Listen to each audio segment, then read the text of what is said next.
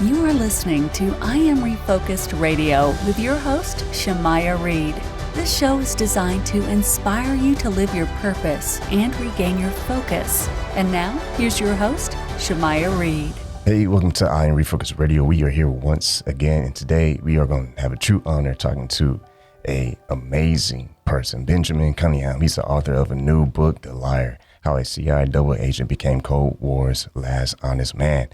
You, Benjamin, are not a stranger. You wrote actually on this topic back in 2016, The Guardian. You wrote an article, how a Czech super spy infiltrated the CIA. Man, first and foremost, what inspired you to write this book, and why is this an important piece of history for us to dive into? First of all, thanks a lot for having me. Really happy to join you today. I first I was a journalist living in Prague, and I sort of heard this urban legend, bits and pieces of this story. And I sort of, started making calls or sending emails, and eventually was able to find Karel, the main character of the story, Karel Koecher, and started meeting with him and sort of, started doing interviews, and things sort of snowballed, leading to sort of that Guardian article. And I had been a journalist long enough, to recognize a good story when I kind of stumbled across it. As for why I think it's important, I think, the Cold War, capital C, capital W, is sort of this thing that we all kind of hear about. Maybe people who are interested in it read books about it, things like that. And this, to me, was a chance to really go through this, this big event through the eyes of an individual person. I was able to get a lot of details, get to know some of the players, the characters on a pretty intimate level. And so rather than being this big history book, I thought this really, gave a different lens that I hadn't seen before in sort of experiencing history from a perspective that I don't see in many books that I read about these types of things. So that was kind of the starting point. And the further I got into it, the more I believed in that. And the agent, Koecher, and his wife, this is Hana. This is a very intriguing story. Just the story before he even met his wife, and how he grew up, and his dad. I understand that. I believe he had English books and stuff. So like he had a very interesting mindset before he grew up to be an adult. Can you touch on that? Yeah, exactly. So I think, as I said, I really, this is a nonfiction book, but I really tried to write it in a way that was like a novel where you got to know the characters, And so through various ways, there was quite a lot of archive files that I went through, old declassified files from the Czechoslovak spy agencies, communist spy agencies. And I was able to piece together these background things about him growing up. He had a rough home life. He had some benefits in that home life, English language books. Growing up in the 40s and 50s in Czechoslovakia, that was unusual. But obviously that develops your language skills, which is pretty useful if you want to be a spy in the US. So there's sort of these bits and pieces that you're able to assemble that kind of construct the psychology behind a person that ends up doing the things he does. And he's kind of a rebel in his teenage years, kind of wild, kind of, doesn't follow the rules. And you're able to, as you move forward through the story, that's kind of how he behaves as an adult. So, as I said, I think that the idea here was to try to have characters, well-rounded characters, true people, but well-rounded characters that the reader can kind of grasp onto. And if maybe you don't sympathize with them, but you at least, and maybe you do sometimes, but you at least are seeing things from a slightly different perspective, hopefully. Once again, talking to Benjamin Cunningham in his book, The Liar, How a CIA Double Agent Became Cold War's Last Honest Man. This book is coming out August 26th, so y'all can get this real soon.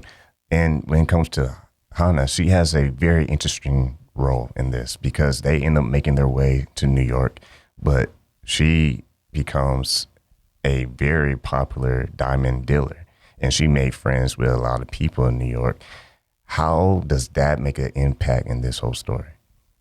Yeah, so Hana, Karel is the guy who actually is the spy, and Hana is sort of his accomplice, but not formally a spy. She gets involved. She gets involved with helping out. Sometimes she kind of passes notes and things like that to aid the operation.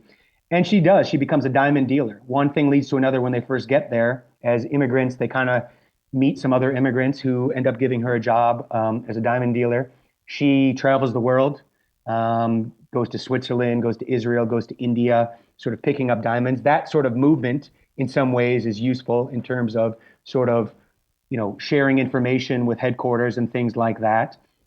They both basically get involved in sort of, let's say, high society in New York in the 70s on the Upper East Side of New York.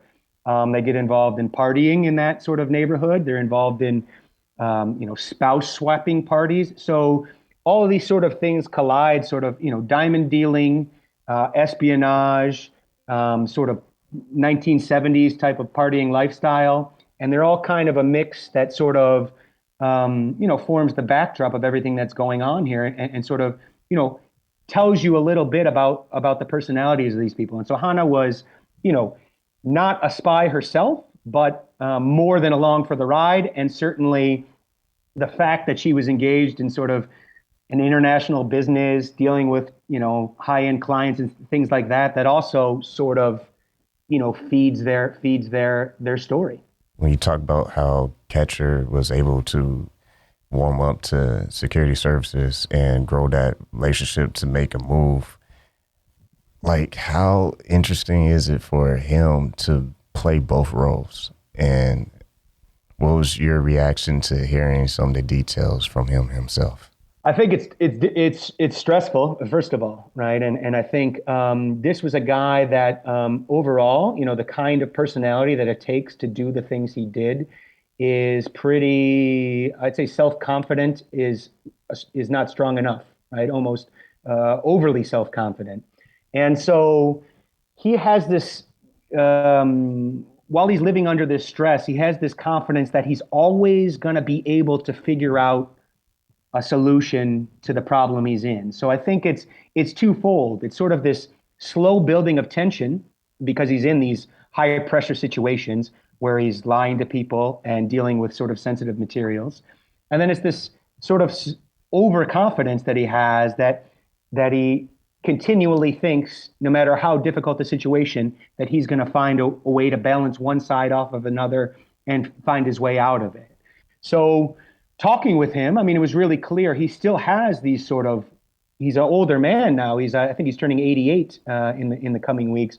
He still has these elements of his personality. So when he talks to me, I think he believes he's going to be able to sort of steer the conversation where he wants it to go. So these are the kind of things that don't go away when it's that much of a part of your personality. So talking with him was super interesting. You obviously take everything you hear from him with a grain of salt. And in my case, I was lucky that I also had this trove of documents, declassified documents, that I could sort of use to triangulate things a little bit. Not necessarily having to believe every word he says, being able to verify some of the things he says, and things like that. There's so many twists and turns in the story that you follow, and I mean, from the Radio Free Europe to him going to pursue a PhD in philosophy at Columbia to studying Russian affairs on the side. I mean, it's almost like, it's like watching a movie, just reading your book.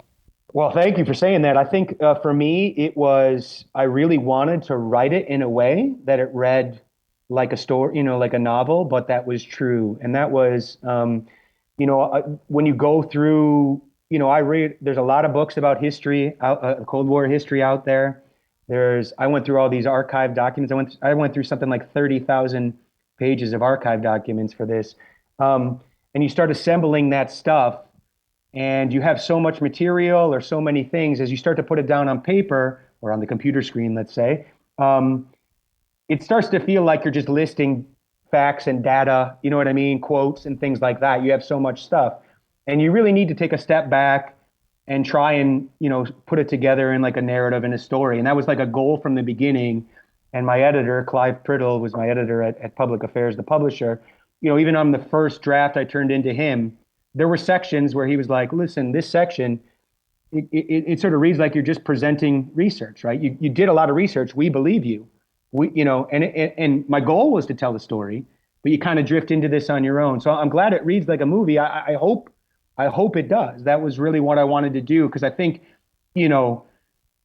by focusing on characters and a story, I think, it's possible that people can get a better sense of what's going on in a Cold War tale than if you're just reading a raw, there's atmosphere and things like that, rather than just a raw sort of, old school history textbook type of thing. Once again, true honor talking to Benjamin Cunningham, author of The Liar, How a CIA Double Agent Became Cold War's Last Honest Man. You can get it August 26th. I want to say thank you again, taking time out of your busy schedule talking to us today. Thank you very much. I appreciate you having me.